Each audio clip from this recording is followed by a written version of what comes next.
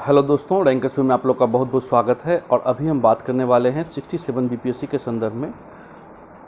लगातार कॉल आ रहा है दोस्तों कि सर बीपीएससी प्री जो एग्ज़ाम होना है वो 20-22 को हो पाएगा या नहीं, क्योंकि तैयारी करने में बन नहीं रहा है। दूसरी बात की जा रही है कि सर क्या हुआ था उस दिन जो 26 तारीख को हम लोग गए थे, और उस दिन एक्चुअल में हुआ क्या। इन्हीं बातों पर लगातार फ़ोन कॉल पूछ रहे हैं कि सर एक वीडियो बना दीजिए ताकि स्थिति स्पष्ट हो सके। दोस्तों एक एक मुद्दा पर बात कर रहे हैं। पहला है कि हम लोग का मांग था क्या। तो मांग के अंतर्गत देखा जाए तो हम लोग को मुख्य रूप से 3 मांगें थी। पहला 67 की पूरी प्रक्रिया जो है वो जल्दी और 9 माह में करवाया जाए। दूसरी है कि मेंस बीपीएससी मेंस में जो सब्जेक्ट को लेकर बूम फैक्टर काम करता है उसे समाप्त किया जाए, सभी सब्जेक्ट को वरीयता दी जाए। और तीसरा है कि जो रिज़ल्ट आते हैं वो बहुत लेट आता है तो थोड़ा जल्दी किया जाए। खासतौर पर सीडीपीओ में भी देखा जा रहा है कि काफ़ी लंबे समय से रोका गया है, जबकि कोई ऐसा विशेष मुद्दा है नहीं उसमें। तो रिजल्ट जल्द से जल्द पब्लिश किया जाए। तो ये 3 मांगें थी मुख्य रूप से। अब इसी मांग में काफ़ी पॉइंट और सब पॉइंट जुड़े हैं दोस्तों। 67 बीपीएससी के लेकर जो चेयरमैन साहब का जो बातें हैं, पहला उनका है कि बीपीएससी जो प्री होगी वो परसेंटाइल नियम पर लिया जाएगा। दूसरा है कि 2 शिफ्ट में कराएंगे, 2 दिन कराएंगे। दूसरा है कि यह जो एग्ज़ाम है 20 और 22 सितंबर को हम लेंगे। ये 3 उनकी जो बातें रखी गई है। इस पर हुआ क्या है, अब ये बात करते हैं दोस्तों। हम लोग की जो मांग थी कि परसेंटाइल नियम उचित नहीं है, विभाजन अस्पष्ट है कि दोनों दिन किस प्रकार आप विभाजन कीजिएगा, किस कैटेगरी से कैसे कीजिएगा, तो ये क्लियर नहीं है। दूसरा है कि एक एग्ज़ाम का 2 रिज़ल्ट निकाला जाए, जैसा सर बता रहे हैं कि दोनों का अलग अलग रिज़ल्ट निकाला जाए, तो ये नुकसानदेह हो सकता है। 2 रिज़ल्ट कहीं नहीं आता है किसी पीसीएस में या किसी यूपीएससी में भी। इनफैक्ट देखिए तो एक एग्ज़ाम के लिए 2 रिज़ल्ट नहीं निकाले जाते हैं। इसके बाद है कि प्रश्न में आपका जो सब्जेक्ट का जो मात्रा होता है, जो प्रश्न पूछे जाते हैं सब्जेक्ट वाइज, वो फिक्स नहीं है। कभी पॉलिटी अधिक, कभी ज्योग्राफी अधिक, कभी साइंस अधिक, तो कभी करंट अधिक। और ये बिल्कुल आपका जो एरिया है वो फिक्स नहीं है। प्लस प्रश्न का जो लेवल है वो भी फिक्स नहीं है। कभी आप इजी देते हैं तो कभी आप हार्ड देते हैं। और इसका प्रमाण 66 बीपीएससी में जो औरंगाबाद सेंटर जो हुआ था उसमें देख सकते हैं कि प्रश्न किस प्रकार पूछे गए थे। हिस्ट्री के प्रश्न भी किस प्रकार थे और उसमें रिज़ल्ट क्या स्थिति बनी थी, शायद ही किसी का रिज़ल्ट आया हो। तो एक कहीं ना कहीं ये विरोधाभास है। तो 2 दिन कराने का मतलब ही नहीं बनता है, और 2 रिज़ल्ट तो बिल्कुल नहीं।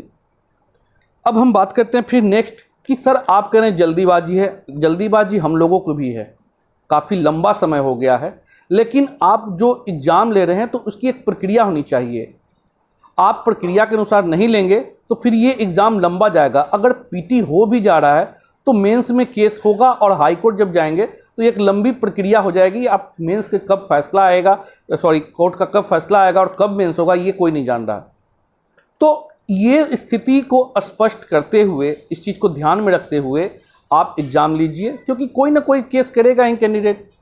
जो भी प्रभावित होंगे, यूपीएससी वाले प्रभावित होंगे, वो भी डाल सकते हैं। तो कोई भी डालेगा तो लंबा जाएगा। और इस संदर्भ में आप देख भी रहे हैं कि लगातार जो वायरल भी हो रहा है सुप्रीम कोर्ट का गाइडलाइंस, फिर रामजीत सिंह करदम वर्सेस संजीव कुमार का मुद्दा, बीपीएससी वर्सेस उत्पल कांड का मुद्दा, अनुपाल सिंह वर्सेस उत्तर प्रदेश का मुद्दा। तो ये लगातार वायरल भी हो रहा है कि इन आधार पर यह जो फैसला है, जो यह एग्ज़ाम है, अगर प्री हो भी जा रहा है तो आगे फंसना ही है। तो ऐसी स्थिति में लेट क्या, महालेट हो सकता है। तो जब तक आप प्रोसेस से नहीं आएंगे तब तक समस्या बनी रहेगी। और जो लोग कह रहे हैं कि होना चाहिए, बिल्कुल हम लोग भी चाह रहे होना चाहिए, लेकिन एक गाइडलाइन होना चाहिए। आप कभी भी बीच एग्ज़ाम में संशोधन नहीं कर सकते हैं। तो ये चीज़ भी हम लोग ध्यान में रख रहे हैं, तभी हम लोग बात उठा रहे हैं या मांग उठा रहे हैं। हर कोई चाहता है कि एग्ज़ाम जल्दी हो, 68 भी जल्दी आए, ताकि लोग जो निरंतरता 4 साल में पहले होता था वो प्रक्रिया ख़त्म हो। और नेक्स्ट है कि जो मुद्दा था हम लोग का कि जो 20-22 को सर 2 डेट दे रहे हैं, निश्चित तौर से इसमें यूपीएससी के कैंडिडेट प्रभावित हो रहे हैं। और कुछ लोग कह रहे हैं कि यूपीएससी वाला समझेगा। भैया आज आप कह रहे हैं ना, कल आपके साथ जब स्थिति बनेगी तो आप चिल्लाइएगा।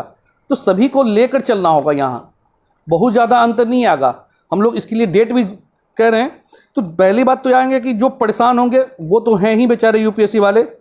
दूसरा है कि अभी तक जब आपके पास मात्र अब 20-22 को आप लेने की बात कर रहे हैं, अगर 26 तक देखा जाए तो मात्र आपके पास 25 दिन बचा हुआ था लगभग। अब इतने कम दिनों में अभी भी आप साइट पर नहीं आ रहे हैं, बल्कि मौखिक घोषणा कर रहे हैं। अगर आप कहते हैं आज 1 तारीख को फिर आपने बुलाया है, 31 तारीख को बुलाए हैं, 1 तारीख को अगर आप 2 तारीख को फैसला देते हैं कि 20 को नहीं होगा एग्जाम, चलो कोई बात नहीं। अब जो कैंडिडेट यूपीएससी मेंस दे रहे हैं, जो उनका 14 से एग्जाम है, वो क्या 14 दिन में कितना बेहतर दे पाएंगे? उनकी भी मनोदशा क्या है, मनोस्थिति क्या है, यह कोई नहीं जान रहा। वो ना प्री पढ़ पा रहे हैं, ना बिहार पढ़ पा रहे हैं, बीपीएससी कर पा रहे हैं। तो इस चीज़ को भी देखना होगा। आप दीजिए, अगर 20-22 भी देते हैं तो आप लिखित रूप से दीजिए, साइट पर आकर दीजिए, मौखिक बयान नहीं दीजिए। ये हम लोग की मांग है, ठीक है। इसके अलावा नेक्स्ट मुद्दा है कि अब हो क्या रहा है, हंगामा जो देख रहे हैं खासतौर पर, उसकी अफवाह की कितनी सत्यता है, इस पर बात करते हैं। चेयरमैन सर से जब उस दिन मुलाकात हुआ था, तो जो लोग गए थे उन लोगों से मेरी विशेष रूप से बातें हुई, काफ़ी लंबे से हम लोग बात भी किए हैं और एक एक मुद्दा पर बात की है। कुछ चीज़ें बहुत स्पष्ट सर ने रखा है और बहुत अच्छा लगा हमें कि सर की चिंता है इस चीज़ों पर, खासतौर पर करप्शन को लेकर और फेयर एग्ज़ाम को लेकर। तो निश्चित जो उनकी चिंता है उसका मैं सराहना करता हूं और सर को थैंक्स भी बताना चाहूँगा कि जो आप कर रहे हैं सर बहुत अच्छी बात है, लेकिन कुछ चीज़ें स्पष्ट भी होनी चाहिए। जैसे सर ने कहा है कि यदि सितंबर में एग्ज़ाम नहीं होगा तो नवंबर चला जाएगा, क्योंकि अक्टूबर में सभी पर्व हैं और छुट्टी रहने की स्थिति है, छुट्टी रहेगी, तो एग्ज़ाम नवंबर जा सकता है। दूसरी बात कहें हैं कि यदि एक एग्ज़ाम एक दिन की बात आप लोग कर रहे हैं तो इसमें लंबी प्रक्रिया होगी और 6 महीना तक भी जा सकता है। दोस्तों, ये लोकोक्ति के रूप में था कि अगर नहीं होगा तो 6 महीना चला जाएगा। ये 6 महीना उन्होंने कहा नहीं था कि 6 महीना बाद जाएगा ही जाएगा, उससे पहले भी हो सकती थी। बस एक लोकोक्ति था जिसे लोगों ने इतना बढ़-चढ़ कर से प्रस्तुत किया है कि सभी लोग डर गए कि अब 6 महीना बाद फ्री होगा। ऐसा सर का कोई मनसा था ही नहीं, बस एक लोकोक्ति के रूप में किए थे कि अब लंबा जाएगा। तो ये चीज़ हैं। दूसरी बात है कि सर को ये स्वीकार किए थे कि परसेंटाइल नियम से निश्चित हो सकता है कि स्टूडेंट जो हैं प्रभावित हो सकते हैं, तो इस पर मैं ध्यान रखूँगा और संभव होगा तो मैं हटा भी दूंगा। तो कहीं ना कहीं वो भी स्वीकार कर रहे हैं परसेंटाइल सही नहीं है, तो ये मुद्दा भी देख लीजिए आप लोग। इसके बाद सर ने जो कहा है कि मैं फेयर एग्ज़ाम चाहता हूँ, इसलिए 2 डेट रखता हूँ, क्योंकि कई सेंटर भरोसे लायक नहीं है। अच्छे सेंटर की बात करें तो मेरे पास मात्र 2.5 लाख कैंडिडेट का ही एग्ज़ाम लेने के लिए हम लोग सक्षम हैं। उन्होंने स्वीकार भी किया कि करप्शन बहुत ज़्यादा फैला हुआ है और न केवल ये बाह्य स्तर पर बल्कि आंतरिक स्तर पर भी है, इसीलिए मैं 2.5 लाख से ज़्यादा कैंडिडेट नहीं ले सकता हूँ। दूसरा कि 20 और 22 को लेकर स्पष्टता बुधवार को बुलाए हैं। पहले बोले हैं कि हम अपने कानूनी सलाहकार जो हैं लीगल एडवाइज़र, उनसे बात करेंगे कि अगर कोर्ट में जाता है तो इस एग्ज़ाम की क्या स्थिति बनेगी। इसके बाद दोस्तों ये एक्चुअली है क्या, ये भी हम स्पष्ट कर दें। 25 तक सभी डीएम से मांगा गया था कि क्या स्थिति है, और चूंकि 26 को एग्ज़ाम था तो उनकी मीटिंग भी नहीं हुई थी। दूसरा चीज़ें हैं कि केस अगर जाएगा तो क्या होगा, ये भी वास्तव में सही है। तो 2 चीज़ें उनके साथ है। पहला तो डीएम के साथ मीटिंग कि कितना बन पा रहा है, क्या व्यवस्था हो पाएगी या नहीं हो पाएगी, तो एक तो ये। दूसरा कानूनी सलाहकार अगर बात करते हैं तो क्या होगा, इसलिए उन्होंने बुधवार को डेट दिया है और बुधवार को फैसला बताएंगे। अब बता दें तो ज़्यादा अच्छा है, अब और लंबा ना ले जाएं। मात्र 10 दिन 15 दिन पहले अगर साइट पर डालते हैं तो बहुत बड़ा नुकसानदेह होगा, तो इसलिए स्थिति बुधवार को स्पष्ट कर दें, ज़्यादा अच्छा होगा। और इसके अलावा भी बोले थे कि अगर हमारी सलाहकार से बात होती है और कोई शंका नहीं होगा तो 20-22 को हम लेंगे, आप जो करना है आगे करते रहें।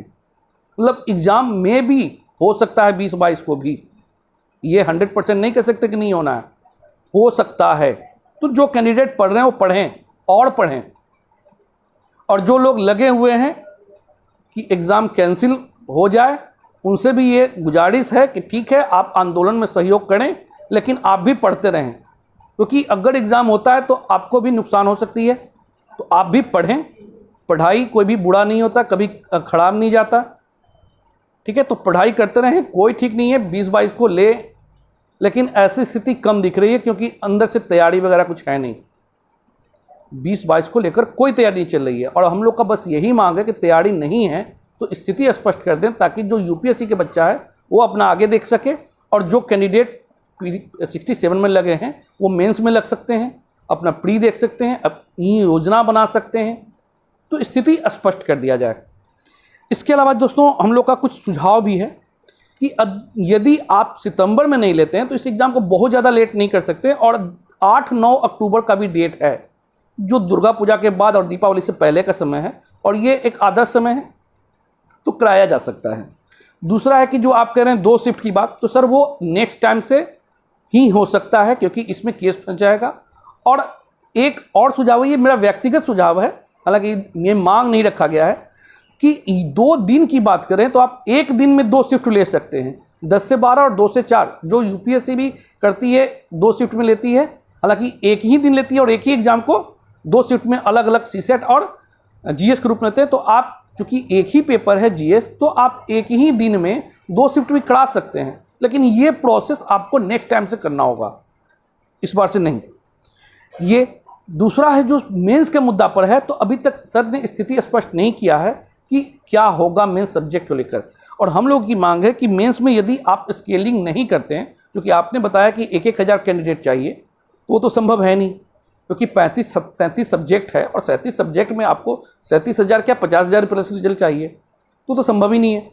दूसरी बात है कि अगर आप स्केलिंग नहीं करते हैं तो कम से कम इतना जरूर कर दें कि जो आप इंटरव्यू में रखें 75% से अधिक किसी को नहीं दिया जाएगा, ये चीज़ आप मेंस में भी लागू कर दें, क्योंकि जो बूम फैक्टर है आप 290 मैथ में दे रहे हैं, कोई भी व्यक्ति, कोई भी कैंडिडेट आर्ट्स पेपर्स लेकर इतना नंबर नहीं ला सकता कभी जीवन में, तो फिर पढ़ना ही छोड़ दें, सिविल की तैयारी ही छोड़ दें। आर्ट्स वाले कभी उनको नंबर मिलेगा ही नहीं, तो वो टॉप की तो उम्मीद क्या, वो रिजल्ट की उम्मीद नहीं होगी।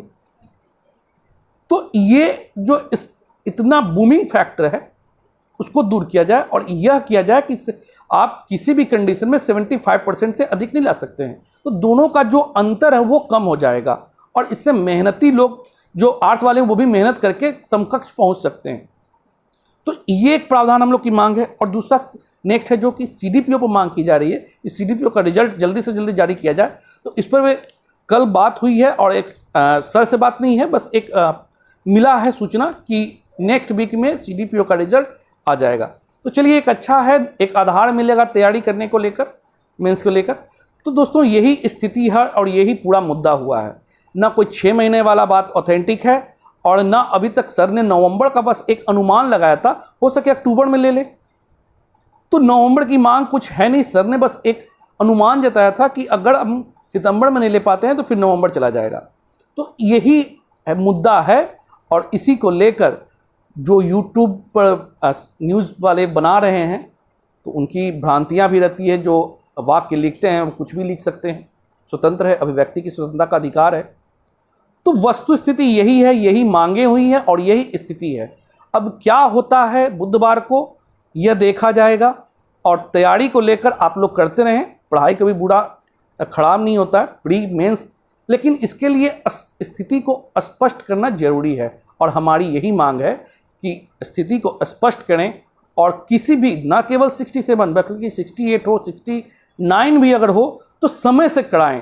3 माह, 3 साल, 2 साल, 4 साल इस तरह से ना करें। पूरी प्रक्रिया 9 महीने से लेकर 12 महीने तक क्लियर करें और इस एग्ज़ाम को चूँकि बहुत लेट हो चुका है तो 9 महीने में ही समाप्त कराएं। और कह सकते हैं कि अगर ये ऐसा होता है तो हम लोग की तरफ से बहुत बहुत सर को थैंक्स होगा। ठीक है दोस्तों, तो यही स्थिति थी जिसे मैंने स्पष्ट किया है और जो भी होगा फिर आगे बताया जाएगा। आज के लिए इतना काफ़ी है, फिर हम नेक्स्ट वीडियो में मिलते हैं। Okay, thank you.